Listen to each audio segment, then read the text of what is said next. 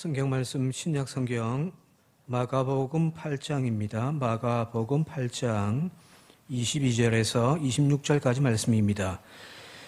신약 성경 66쪽 마가복음 8장 22절에서 26절까지 베세다의 이름에 사람들이 맹인 한 사람을 데리고 예수께 나와 손 대시기를 구하거늘 예수께서 맹인의 손을 잡으시고 마을 밖으로 데리고 나가사 눈에 침을 뱉으시며 그에게 안수하시고 무엇이 보이느냐 물으시니 쳐다보며 이르되 사람들이 보이나이다.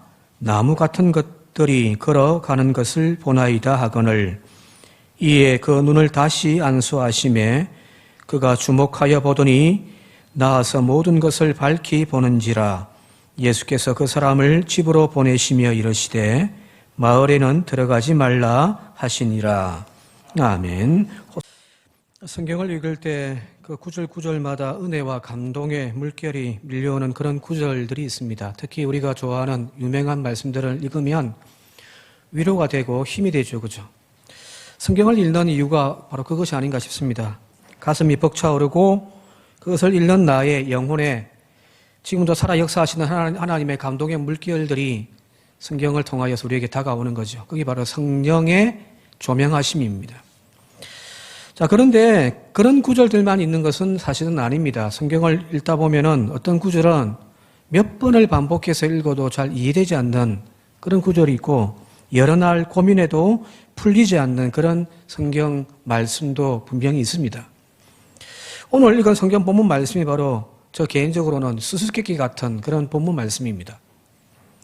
다시 한번 읽어볼까요? 아까 그냥 읽었습니다만은 다시 한번 한 목소리로 23절부터 25절까지 같이 한번 읽어보겠습니다. 시작. 예수께서 맹인의 손을 붙잡으시고 마을 밖으로 데리고 나가사 눈에 침을 뱉으시며 그에게 안수하시고 무엇이 보이느냐 물으시니 쳐다보며 이르되 사람들이 보이나이다. 나무 같은 것들이 걸어가는 것을 보이나이다 하거늘 이에 그 눈에 다시 안수하심에 그가 주목하여 보더니 나아서 모든 것을 밝히 보는지라. 예수님께서 지금 벳세다의 시각장애인 하나를 고치는 사건에 대한 이야기인데요. 이 이야기는 사복음서 중에서 마가복음에만 나와 있습니다. 이제 마가는 의도적으로 이걸 지금 복음서에, 자신의 복음서에 지금 집어넣은 거예요. 자, 그런데 이 예수님의 치유사역에서 이미 우리가 알고 있듯이 수없이 많은 병자들을 고친 이야기가 이미 이 성경 본문 앞에는 많이 소개되어져 있습니다. 말씀 한마디로 귀신을 내어 쫓기도 하고요. 그죠? 말 그대로 이제 2,000명이 넘는 그런 큰 군대 귀신을 또 쫓아내기도 한단 말이에요. 주님이 어쩌락만 만져도 자신의 병의 근원이 깨끗하게 치유되어지는 그런 놀라운 사역들. 또 그가 간청하지 않았지만 그 부모의 혹은 그 주인의 믿음을 보시고 죽은 자가 살아나는 그런 놀라운 능력들이 복음서에는 여기저기 수없이 소개되어져 있습니다. 자, 그런데 오늘 읽었던 이 본문 말씀에는 그 이전에 소개되어져 있는 여러 치유 사역들과는 좀 다르게 주님께서 두 번씩이나 그를 안수하시는, 그래서 결국 낫게 되어지는 그런 이야기가 지금 소개되어져 있단 말이에요. 더군다나 그 시각장애인을 무리가 있는 가운데에서 따로 손을 잡고 인도에 가셔가지고 따로 떼어서 무리와 분리시켜서 사람들이 없는 그 자리에서 주님은 지금 이 병자를 고치고 계시거든요. 제 생각에는 많은 사람들이 보고 있는 그곳에서 이 병자를 고치면 더 좋지 않을까요? 그죠? 이전에 어떤 목사님이 그 이야기를 하시더라고요. 교인들 앞에서 막 안수기도 하면 팍 나오면 되는데 안 나올 것 같아서 원래 그냥 뒤에 가서 목양식 불러가지고 개인적으로 기도해주고 했다고. 소강선 목사님이 그러셨던가요? 아마 그런 말씀 들은 적이 있는데 지금 주님 모습이 마치 그런 모습이 아닌가 싶습니다. 사람들에게 보여주기를 거절하는 거잖아요. 그죠? 또, 이전에는 그냥 막 말씀으로 혹은 안수로 한번 능력으로 팍팍 고쳤는데, 여기 보면은 그 눈에다가 침을 뱉어버립니다. 어찌 보면은 이상한 행동이죠. 그죠? 또 앞서 이야기했듯이 한 번만에 고치지 못하니까 두 번씩이나 기도를 하신단 말이에요. 속된 말로 표현하면은 뭔가 영빨이 딸리는 듯한 느낌입니다. 저는 솔직하게 그렇게 읽어집니다. 자, 이 비슷한 이야기가 이미 7장에도 나와 있습니다. 우리가 8장을 읽었는데 그 앞장 보면은 7장 31절 이하에 보게 되어지면은 귀먹고 말 더듬는 사람을 치유하시는 이야기가 소개되어져 있는데 그 구조가 비슷해요. 같이 한번 볼까요? 마가복음 7장 32절부터 35절까지 같이 한번 읽어보겠습니다. 사람들이 귀먹고 말 더듬는 자를 데리고 예수께 나와 안수하여 주시기를 간구하거늘 예수께서 그 사람을 따로 데리고 무리를 떠나사 손가락을 그의 양귀에 넣고 침을 뱉어 그의 혀에 손을 대시며 하늘을 우러러 탄식하시며 그에게 이르시되 에바다 하시니 이는 열리라는 뜻이라. 그의 귀가 열리고 그의 혀가 맺힌 것이 곧 풀려 말이 분명하여 졌더라는 겁니다. 이 본문 말씀, 이 7장의 말씀은 작년 10월 달에 성도 듣는 자라고 하는 제목으로 한번 설교를 했던 내용이기도 합니다. 이 치유 사역에서도 오늘 읽었던 8장에 나와 있는 이 이야기와 마찬가지로 사복음서 중에서 마가복음만 나와 있습니다. 자, 그러면 무슨 말일까요? 마가복음은 이 두 이야기를 다른 데서는 소개하지 않는데 의도적으로 두 이야기를 지금 집어넣었다는 이야기예요. 그래도 앞뒤로. 의도가 분명히 있어요. 그죠? 자, 여기서도 주님은 예전과 같은 방식으로 그 청각 장애인을 고치고 있지 않습니다. 말씀으로 안수하자 이게 아니단 말이에요. 행동으로 하죠. 귀에다가 양손을 콕 쑤시 넣고 그죠. 침을 탁 뱉어가지고 혀를 막 만지는 거예요. 그리고 이제 하늘을 우러러 탄식하시며 그에게 에바다고 말씀하셨더니 그의 귀가 열리고 혀가 풀려서 제대로 말을 하고 듣게 되어졌다는 이야기입니다. 우리가 치유되어졌다라고 하는 이것만 우리는 이제 기억하는데 그 과정이 보면은 뭔가가 이상한 거예요. 더군다나 여기 탄식하시며 하늘을 우러러라고 하는 표현에 이 탄식이라는 단어가 어떤 뜻이냐면 공동 번역에서 이렇게 되어 있습니다. 한숨을 내쉰 다음에 라고 되어 있습니다. 이전에는 병자들을 고치실 때 주님이 어떤 마음이었냐면은 불쌍히 여기는 마음이었어요. 그죠? 애간장이 끓는 마음으로 정말 긍휼히 여기는 마음으로 그를 고쳐주시는 그런 주님이었는데 지금은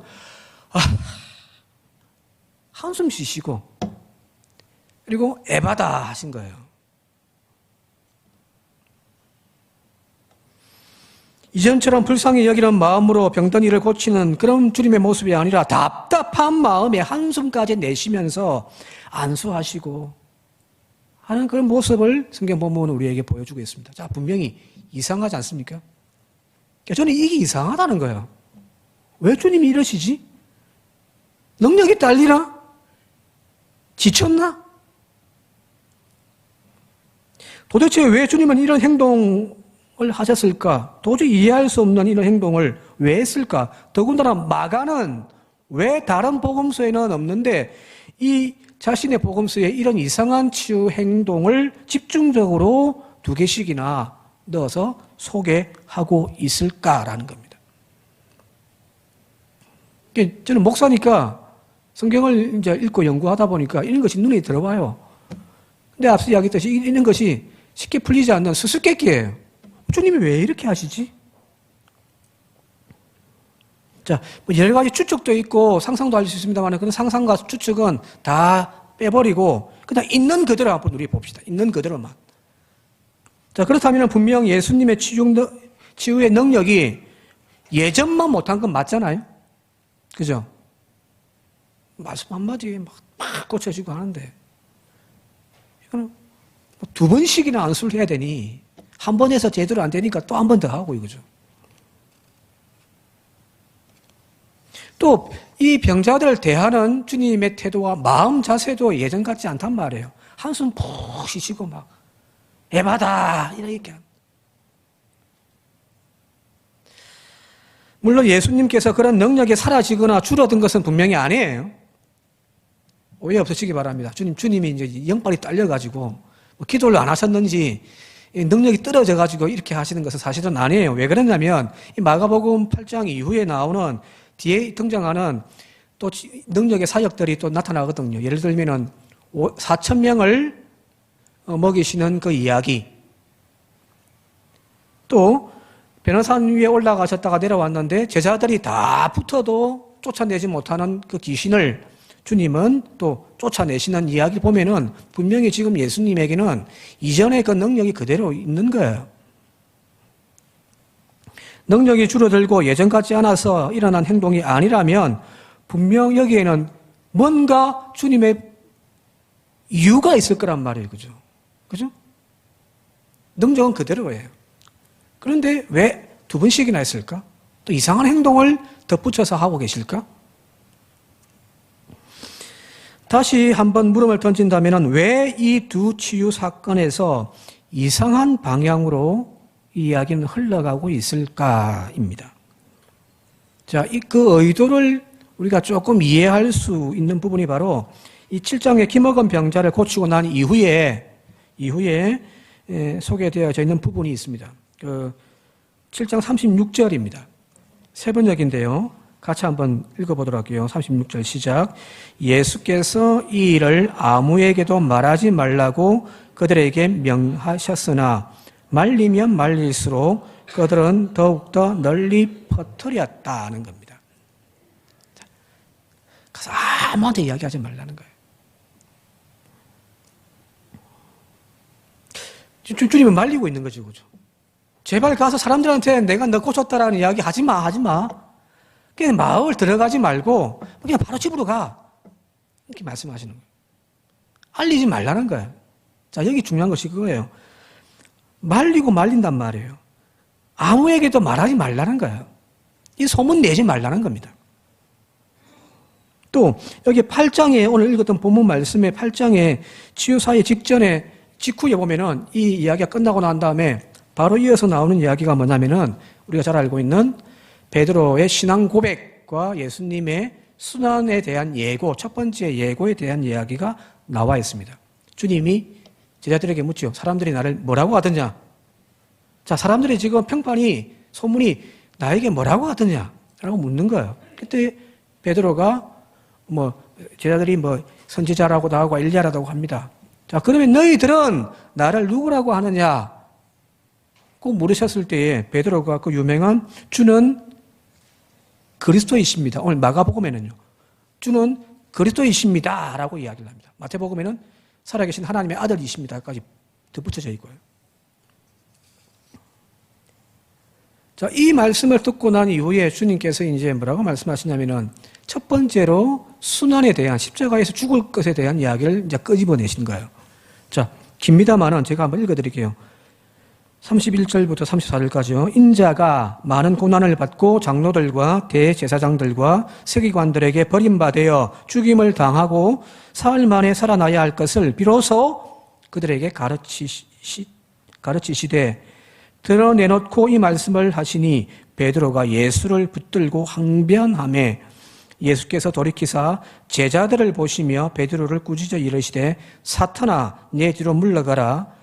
네가 하나님의 일은 생각하지 아니하고 도리어 사람의 일을 생각하는도다 하시고 무리와 제자들을 불러 이르시되 누구든지 나를 따라오려거든 자기를 부인하고 자기 십자가를 지고 나를 따를 것이니라 하는 겁니다.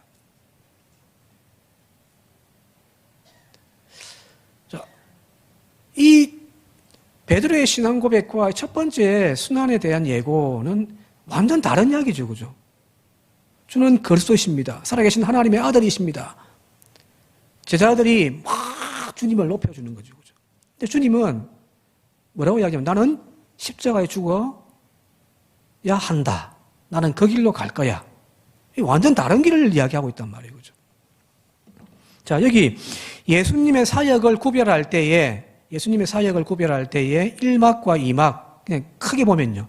제 1막과 2막으로 나눌 수가 있습니다. 제 1막은 예수님의 대부분의 공생의 시간이 포함되어지는데, 예수님이 사셨던, 자랐던 그 갈릴리 지역에서 병든 사람들을 고치시고, 또 그 당시에 소외되어지고 차별되어졌던 민중들을 찾아가서 그들을 치유하시고 회복시키는 일들이 예수님의 제1막 사역입니다. 누가복음 4장에 예수님이 사역을 시작하실 때에 당신의 사역의 본질을 선포하신 이야기가 나오는데, 그 가버나움 회당에서 설교했던 내용, 포로된 자에게 자유를, 눈먼 자에게 다시 보게 함을 전파하며 눌린 자를 자유하게 하고 또한 주의 은혜의 해를 내가 전파할 것이다. 그게 예수님의 사역이라고 이사야 말씀을 통하여서 주님은 분명히 말씀하셨거든요. 이 말씀대로 하신 거예요. 그래서 많은 병자들을 고치시고 귀신에 억눌려 있는 고통당하는 그들을 귀신을 쫓아내시고 회복시켜 주시고 그죠. 그게 예수님의 1막 사역입니다. 자, 그리고 이제 예수님의 사역 2막이 이제 되어지는데, 그 2막은 이제 갈릴리 사역은 다 정리하시고 예루살렘으로 올라가시는 거예요. 그 예루살렘에 올라가셔서 그분께서 하셨던 것은 뭐냐면 바로 십자가의 죽음입니다. 지금 우리 사순절 기간이 그 기간이죠. 그죠?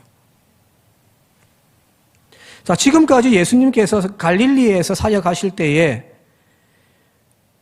많은 병자들을 고치시고 놀라운 일들을 이루어 가심을 통하여서 사람들이 그가 메시아다라고 고백하게 하신 거예요. 그죠? 그에게 수없이 많은 군중들이 모여들었습니다. 몇만 명이 모여들었단 말이에요. 그 당시 이 몇만 명이라는 엄청난 숫자거든요. 한 도시의 시민의 숫자와도 가까운 그런 엄청난 많은 무리들이 주님에게 몰려들고 있습니다. 그리고 가는 곳마다 수많은 병자들이 모여와서 주님께 치유하여 주시기를 원하며 또한 고침받는 그런 경험들을 했습니다. 즉, 이 갈릴리 사역으로 인하여서 예수님의 명성은요, 높아질 대로 높아졌어요. 모르는 사람이 없어요. 그죠?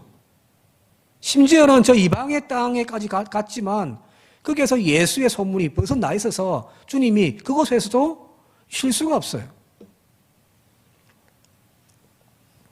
자, 문제는 예수의 명성은 높아졌는데 그와 더불어 어떤 일이 발생하냐면 그 예수님을 따르는 주변 사람들이 그 유명세에 덕을 보고 싶어 하는 마음들이 생기기 시작했다는 겁니다.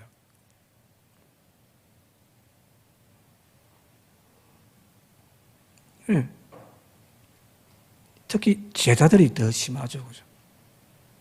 와, 우리 예수님이 이제 막 슈퍼스타다. 전국구다, 이제.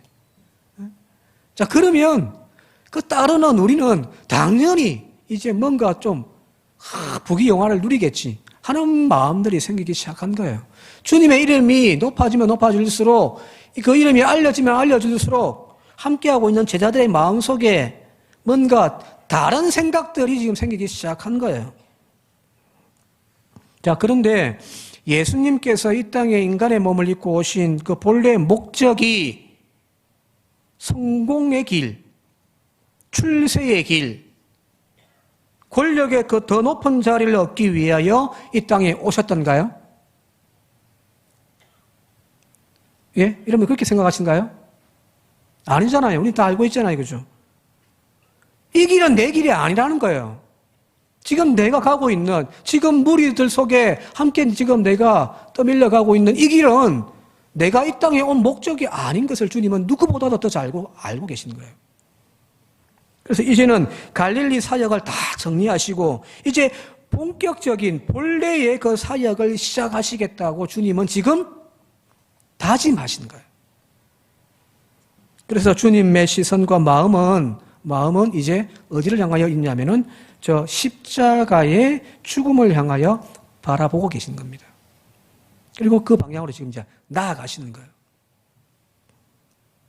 이전까지 갈릴리의 활동은 주로 소외되어지고 버려진 양들을 찾아가서 그들을 고치시고 회복시켜 주시는 사역이었다고 한다면은, 즉 목자 없는 양들 한 사람 한 사람을 찾아가서 그들을 치유하는 그런 사역이었다면, 이제 갈릴리의 활동을 뒤로하고 예루살렘에 올라감을 통하여서 하나님의 어린 양으로서의 자신에게 주어져 있는 이 십자가의 사명을 감당하기 위하여 다음 단계로 방향을 전환하신 거예요. 이해되신가요? 이해됩니까? 이걸 우리가 지금 보셔야 되는 거예요. 지금 주님의 마음은, 이미 생각은 그 방향이 바뀌어져서 십자가를 향하여, 그 본래의 사명을 향하여 나아가는 길로 이제 방향을 트셨는데, 이런 다짐을 품고 있는 예수님에게로 모여드는 사람들은 여전히 슈퍼스타 메시아 지저스를 지금 외치고 있는 거란 말이에요. 고침받기를 원하고 자신의 삶이 나아지기를 원하고 더 큰 능력을 이루어가기를 원하는 거예요. 더군다나 제자들은 그 주님의 놀라운 능력을 토대로 해서, 그의 명성을 토대로 해서 더 높은 자리에 올라가겠다라고 하는 그런 탐욕의 마음들을 지금 품고 있는 거예요. 자, 이 말은 주님을 따르는 사람들의 나아가는 방향과 지금 주님의 방향이 완전 다르다는 이야기예요. 지금 베드로의 경우가 그렇잖아요. 주는 그리스도여 살아계신 하나님의 아들이십니다. 얼마나 멋져요, 그죠? 얼마나 멋집니까? 그런데 주님이 바로 이어서 나오는 그 순환에 대한, 십자가에 죽을 것이다라고 하는 그 첫 번째 예고를 하셨을 때에 베드로가 어떻게 하냐면은 주님의 옷자락을 부여잡고 항변, 막 언짢은 목소리로 막 주님 막 대들었다는 이야기거든요. 왜 그랬을까요? 주님 안 됩니다! 이랬을까요? 미쳤어요 하면서. 부딪히는 거죠, 그죠? 그리고 마가복음 9장에 넘어가면 두 번째 이제 고난에 대한 예고가 나올 때에, 그때 보게 되어지면 제자들끼리 서로 누가 더 크냐라고 가지고 논쟁이 붙어버렸습니다. 자, 세 번째 수단 이야기가 10장에 나오는데요. 그 이야기 보게 되어지면은 아예 이제 노골적으로 야고보와 요한이 주님 찾아와가지고 주님의 영광의 자리에 오르실 때에 그 우편과 좌편은 우리에게 주십시오. 그 이야기를 들었던 제자들이 막 성질내면서 막 자기들끼리 막 싸움이 붙어버리는, 웃지 못할 일이 발생해버리는 거예요. 자, 이런 광경 보고 있는 주님의 마음은 어떨까요? 이게 아닌데, 그죠? 분명 이 길은 주님께서 가셔야 할 길이 아닙니다. 그리고 이 땅에 오신 목적과도 맞지가 않습니다. 그러나 여전히 사람들은, 그리고 제자들은 예수님께서 성공한 메시아의 길을 가기를 요구하고 계시는 거예요. 여전히 그 영광의 길로, 여전히 더 이름이 알려지고 더 높은 자리로 올라가도록 푸시하고 있는 거예요. 따라서 주님은 이제 방향 수정을 하고 계신 겁니다. 그래서 이전의 사역들을 의도적으로 주님은 줄이신 거예요. 이해되신가요, 이제? 예전처럼 여전히 많은 병자들을 고치고 초자연적인 능력을 일으켜 많은 사람들의 시선을 모아서 희망을 품게 한다면은 저들에게서 제2의, 제3의 베드로가 나올 거란 말이에요. 그죠? 그래서 그 희망이 팍 부풀어 있는 그들의 욕망을 빼기 위하여 주님은 의도적으로 이전에 행하였던 놀라운 기적들을 줄이십니다. 그리고 오늘 여기 보신 것처럼 뭔가 이전의 능력이 없는 것처럼 그렇게 행동을 하시는 거예요. 이런 주님의 생각을 분명하게 보여주는 사건이 바로 오늘 본문 뒤에 11절과 12절에 보면 등장해 나옵니다. 같이 한번 마가복음 8장 11절 12절 같이 한번 읽어보겠습니다. 시작. 바리새인들이 나와서 예수를 힐난하며 그를 시험하여 하늘로부터 오는 표적을 구하거늘 예수께서 마음속으로 깊이 탄식하시며 이르시되 어찌하여 이 세대가 표적을 구하느냐 내가 진실로 너희에게 이르노니 이 세대에 표적을 보여주지 아니하리라. 당신이 그리스도인 것을 한번 그 놀라운 능력을 통하여서 기적을 통하여서 한번 보여주십시오 라고 이야기를 하는 거예요. 그랬더니 주님이 지금 마음속으로 깊이 탄식하시며 아이고 또 한숨 쉬시는 거예요. 그러면서 나는 이 세대에 아무 표적도 안 보여줄 거다. 이게 지금 주님의 마음이에요. 더 이상 내가 하나님의 아들이라는 사실을 증명하기 위하여 놀라운 기적들을 나타내는 일들 나는 이제 안 할래. 이게 주님의 마음입니다. 마가복음에 지금 쓰는 여기서 끝나는데 똑같은 이야기를 다루고 있는 마태복음에서 보게 되어지면은 조금 덧붙여서 주님이 하신 말씀이 있어요. 마태복음 16장 4절인데 제가 읽어드릴게요. 악하고 엄란한 세대가 표적을 구하나 요나의 표적밖에는 보여줄 표적이 없느니라 하시고 그들을 떠나 가시니라. 여기 덧붙여서 하신 말씀이 내가 보여줄 거는 요나의 표적밖에 없다 이놈들아 하고 그냥 가버렸다는 겁니다. 여기서 말하는 요나의 표적이 뭔가요? 요나가 큰 물고기 뱃속에 들어갔다가 사흘 만에 육지로 배차심 받았던 그 이야기잖아요. 그죠? 즉 예수님께서 십자가에 죽으셨다가 다시금 사흘 만에 부활하실 이야기. 내가 보여줄 거는 이것밖에 없다라는 겁니다.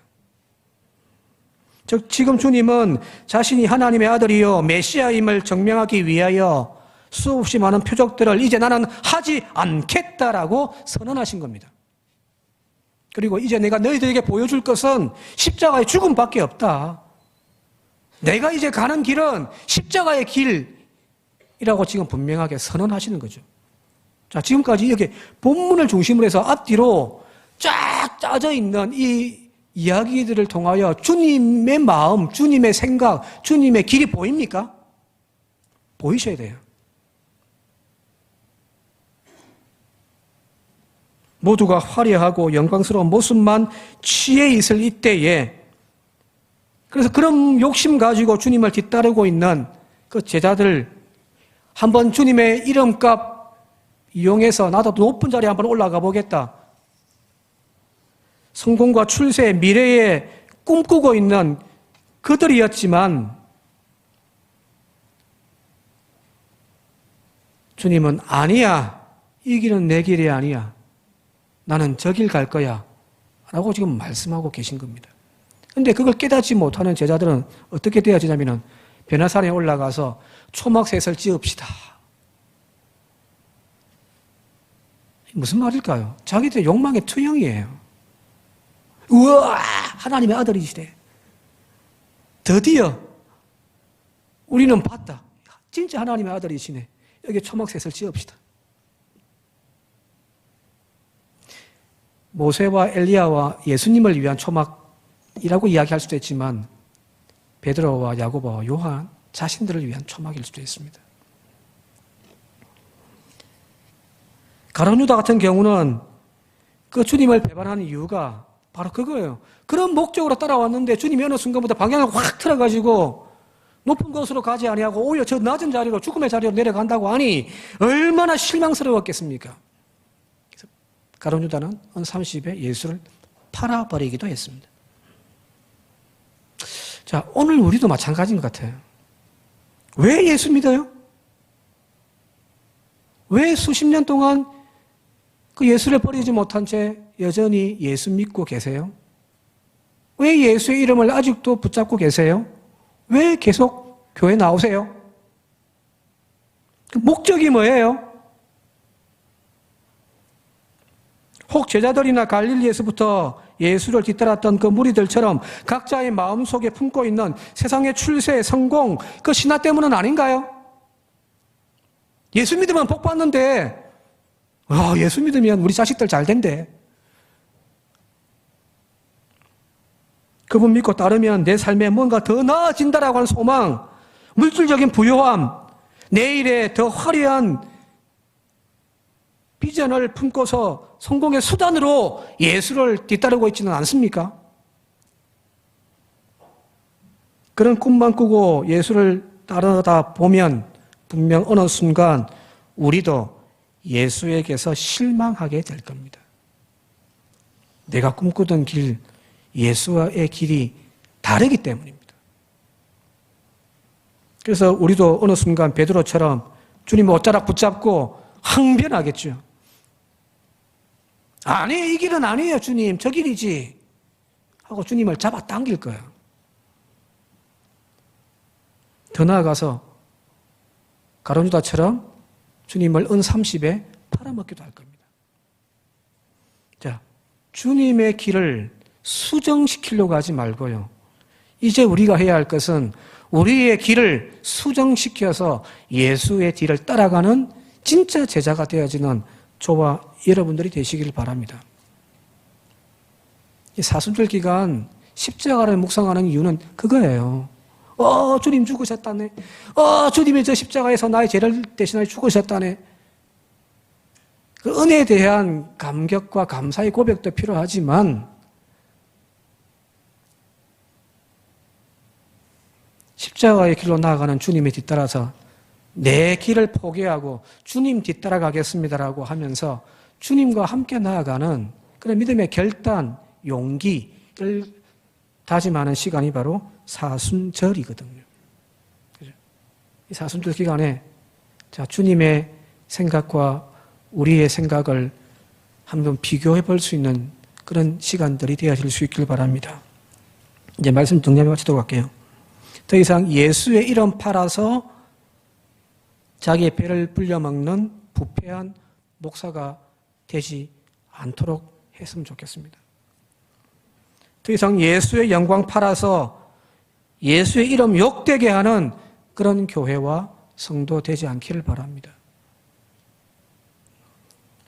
우리의 신앙 목적을 다시금 주님에게 맞춰가는 저와 여러분들, 우리 교회가 되어짐을 통하여서 다시금 하나님의 그 은혜의 자리에, 부활의 영광의 자리에 저와 여러분들이 함께하는 우리 모두가 되시기를 주님의 이름으로 축원드립니다. 함께 기도드리겠습니다. 주님이 능력이 없어서도, 영빨이 딸려서도, 뭔가 부족해서 이런 이야기들이 나온 것이 아님을 주님의 생각과 주님의 마음과 주님의 시선이 달라졌기 때문임을 눈치챌 수 있는 저희들이 되게 하옵소서. 눈치를 못 채니 여전히 주님을 통하여 더 큰 자, 더 높은 자리에 앉을 거다 서로 다툼하는 제자들처럼 신앙생활한 저희들이 되어지지 않게 하여 주옵소서. 주님이 바라보고 주님이 나아가는 그 길이 십자가의 길임을 깨닫는 저희들 되게 하시고, 우리도 세상적인 즐거움과 출세와 영광을 내려놓고서 주님을 뒤쫓아 나아가는 참 제자의 삶이 되게 하옵소서. 예수님의 이름으로 간절히 기도드리옵나이다. 아멘. 할렐루야. 오늘 사순절 넷째 주일 예배 자리에 함께 하신 우리 믿음의 식구들을 주님의 이름으로 환영하며 축복하고 사랑합니다. 교회 소식 말씀드리겠습니다. 먼저 모임 안내입니다. 기간별 올레회가 오늘 낮 예배 후에 정해진 장소에서 모이도록 하겠습니다. 지난주에 안내드렸습니다만 권사 임직 예정자들은 오늘 찬양 예배 후에 2층 소예배실에 모여주시기 바랍니다. 어린이무 교사회가 25일 토요일 오전 11시에 2층 소예배실에서 있습니다. 당회는 이번 주 토요일 25일 오후 2시에 모이도록 하겠습니다. 당회원들께 청구해 주시고요. 본사일은 다음 주일 낮 예배에 모일 예정이라고 합니다. 참고해 주시기 바랍니다. 두 번째 고난주간 특별 새벽기도회입니다. 저희들은 지금 사순절을 보내고 있는데요. 4월 3일 월요일부터 9일 부활절까지 저희들이 특별 새벽 기도회를 갖고자 합니다. 자세한 사항은 주보에도 표기되어 있지만 함께 나눠드린 별지에 자세히 나와 있습니다. 그걸 참고하셔서 진행에 차질 없도록 협력해 주시기 바랍니다. 세 번째 금요 기도회입니다. 지난 주일에 우리 구역장님과 권찰들이 함께 연석회의를 했습니다. 구역예배를 어떻게 할까? 그러나 아직은 현재의 모습대로 연합으로 드렸으면 쓰겠다라는 결론을 맺고 현재같이 금요일 날 금요 기대회 및 연합 구역예배로 드리도록 합니다. 참고하셔서 많은 분들이 기도의 자리에 함께 할 수 있도록 해주시기 바랍니다. 이번 주 특성 담당은 7구역입니다. 네 번째 청소봉사, 이번 주 청소봉사는 4, 5 여신도에서 봉사해 주시겠습니다. 다섯 번째 세례 신청, 부활절 4월 9일에 있을 유아 견신례 세례를 받고자 하시는 분은 사무실에 우리 부목사님에게 신청을 해서 세례 신청해서 할 수 있도록 그렇게 해주시기 바랍니다. 여섯 번째 개업 축하합니다. 우리 김세정 집사님, 이진아 집사님 가정에서 칙토스라는 치킨과 토스토를 취급하는 그런 사업장을 개업을 했네요. 좀 됐다고 그러는데 장소는 무안군 남학사로 82번 길이네요. 이걸 참고하셔서 많은 애용 부탁드리고 또 잘 될 수 있도록 기도하시는 중에 기도해 주시기 바랍니다. 성경 백독입니다. 이번 주에는 박영조 권사님께서 일도 가셔가지고 현재 4분이 사독 완료했습니다. 교인 소식입니다. 우리 한선영 권사님께서 디스커스 투수를 위해서 지금 전대병원에 입원하셨고요. 또 우리 서기래 권사님께서 무릎 수술차 서울에 가셨습니다. 뭐니 해도 우리 교우들이 기도하는 중에 정보하게 되면은 여호와라파 치료 하나님이 치료의 손길을 베풀 걸로 믿습니다. 많은 중보기도 부탁드리고요. 우리 또 김주원 군이 군회를 가네요. 그래서 군대 생활 잘 마치고 올 수 있도록 기도해 주시기 바랍니다. 우리 주원이 나와 있죠? 노란 머리 했는데요. 잘 갔다 와. 3월 교회 행사와 주님 기들의 행기로운 보아는 주보를 참고해 주시기 바랍니다. 이상입니다.